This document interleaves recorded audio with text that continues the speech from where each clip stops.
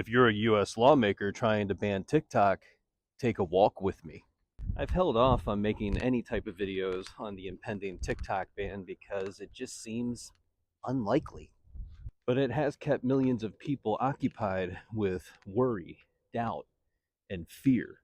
Fear that their whole business or a significant portion of their business is about to disappear.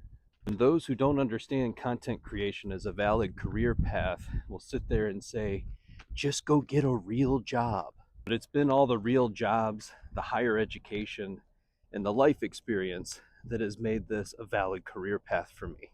I'm a former police officer that served on a pop unit, crime scene, SWAT team, and field training officer. I also have a master's degree in threat and response management from the University of Chicago. I say all that to acknowledge that I've been blessed to wear many hats in my lifetime. I went to college for the first time in my early 30s. I didn't get my master's degree until I was 40. When I got injured and it seemed almost impossible to get a job, I decided to make another pivot. And if there's one thing we know about Gen X, it's that we're chronically resilient. So I made a list in all the ways that I could be of service. And this list was informed by my time as a police officer, but more importantly, as crime scene. When you read all the notes that get left behind by the people that are no longer on the planet, it impacts you. There's also a really common theme that is relevant to just about all of us. I'm not enough. I have a very clear mission, and that's to get as many people to stay on the planet as I can. You don't need a bunch of case studies to tell you that this is an increasing problem amongst our youth. You simply need to look up, pay attention, and listen.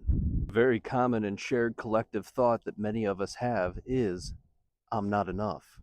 And this feeling of not enoughness often permeates all our thoughts, feelings, emotions, and decisions. My mission and my message has reached millions of people. And there's no shortage of comments and messages about how my work and my videos, which are equally as cathartic for me, have changed people's lives to the point where they'll even say, I saved them. Which I always say, no, I didn't do that. You did. You recognize that you have agency and choice. You've discovered and uncovered that you're not alone in your thought process, and that so much of what we experience in our lives is a shared experience. People with all different backgrounds and life experiences are learning to show up for themselves. Recognize that not all is lost and there is hope. A world that often feels like it takes more than it gives back. One of the biggest things that this impending ban has done is it's caused people to finally lift their heads up from their phones. They've started to pay a little bit more attention. And when we hear you speak about the app, it becomes readily apparent that you've never used it, experienced it, or interacted with its users directly, at least not in a way that's meaningful. And these are interactions that have yet to be replicated on any other platform.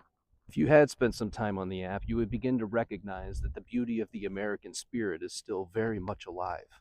It's also pretty clear after the past few days that frightens some of you.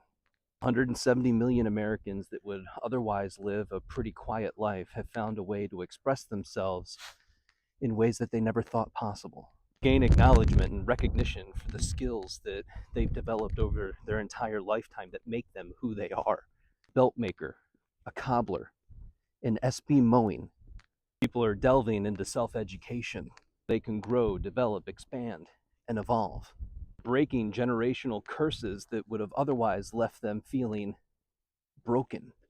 So many people on this app are on their Rocky montage moment. Came from nothing. They lived with nothing. And now they've created for themselves a little bit of something. Actively and transparently share our wins and our losses. Find support where there often is none in our real lives. People like Justin Nunley have been a gift to those who are hurting. Jokes, he plays around, and he shares the wealth. People have been left inspired to become who they're capable of becoming. And as with anything in life, there is an observable dark side. As a former Leo, I'm well aware of how these platforms can be utilized. That's also not unique to any one platform. On TikTok, at least, you get more of what you interact with. My algorithm is cars, personal development, and food. as well as the old radio show Brook and Jubal in the Morning for Second Date Update. There may also be some aliens and some Stephen Greer mixed in there. And what makes TikTok so unique is that we're actually able to build a community. You can make money and build traction for your business without taking out ads, something that the average small business owner just doesn't have the extra income for. You can sell TikTok without the algorithm to Mr. Wonderful, but unless they're able to repeat it, it's just not going to be the same. Just a small example of the shift in our voice that's available on TikTok. On one platform, I get 21 views in my lives. On TikTok, I get 500. After about an hour to an hour and a half, that turns into thousands of views. So if you have additional information for us and you want to be transparent and you can do it without being emotionally dysregulated, let us know. We're all listening. Before I forget, be sure to check out the Blueprint Podcast. It's a top 2% podcast rated globally. If you'd like to be a guest, send me an email. You know where to go.